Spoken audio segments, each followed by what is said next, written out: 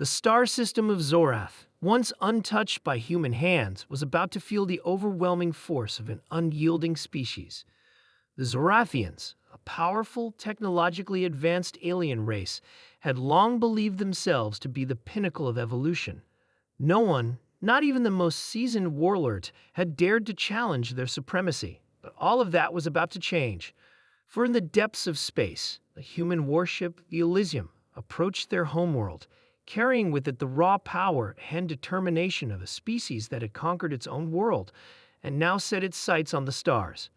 Captain Jarek Zorath, a veteran of countless intergalactic campaigns, was confident.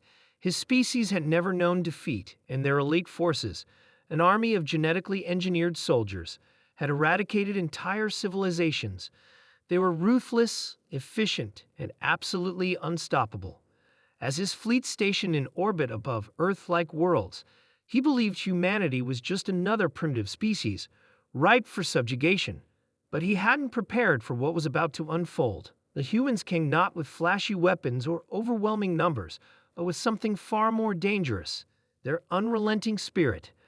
As the Elysium's doors opened, a battalion of soldiers stormed the surface of Zorath, armed with nothing more than their strength, determination, and the fury of centuries of struggle against their own species' limitations. Jarek watched from his command station, his expression unreadable. "Prepare the defenses," he ordered, dismissing the threat as insignificant. "These humans will break against the might of the Zorathian Empire."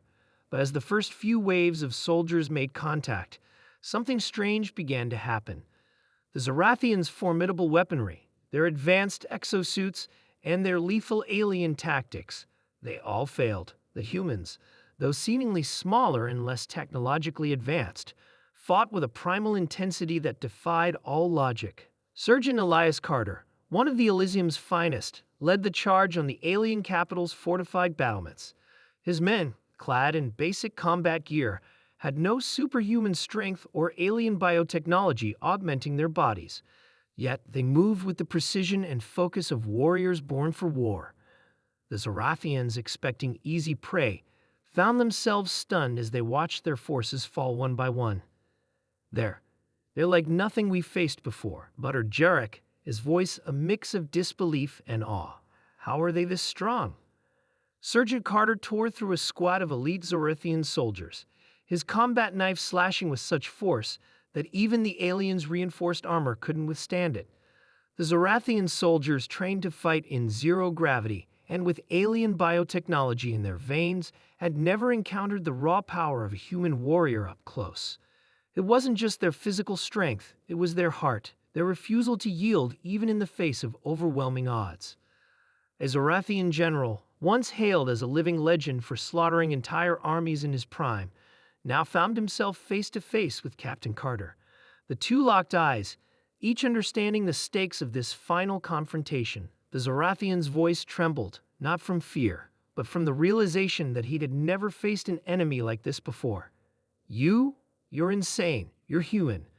Carter grinned, a savage gleam in his eyes. "We're not insane. We're just built differently."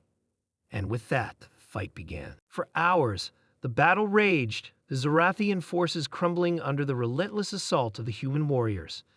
The human soldiers, no longer just fighting for survival, were fighting for something more, a cause, a pride in their species that transcended the battlefield.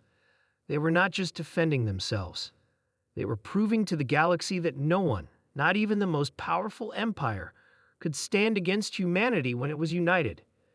As Jarek watched the battlefield through the eyes of his soldiers' helmets, his disbelief turned to awe. His empire, so confident in its superiority, was being overwhelmed by what could only be described as a primal force. The humans, though outnumbered and technologically inferior, fought with an unyielding tenacity that the Zorathians couldn't comprehend. "They're *king beasts," Jarek muttered under his breath.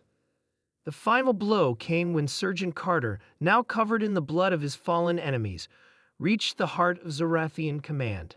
He stood victorious over the broken bodies of the Zorathian warlords, their advanced technology now nothing more than scrap. The humans, having pushed through every obstacle the Zorathians had thrown at them, stood victorious on the homeworld of their would-be conquerors. As Jarek looked upon the devastation his forces had endured, the reality of humanity's strength began to sink in. He had thought them primitive, weak.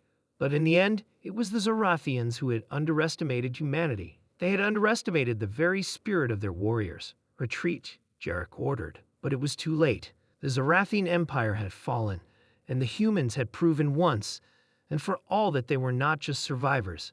They were predators, born for the stars. And as the Zorathians fled, Captain Carter and his men stood tall, looking out at the stars they had just earned the right to claim. "Humanity's just getting started," Carter said with a grin, the pride of their species evident in every word. The galaxy would remember this day as the moment when the Zorathians learned the hardest lesson of all: never underestimate the power of a human warrior.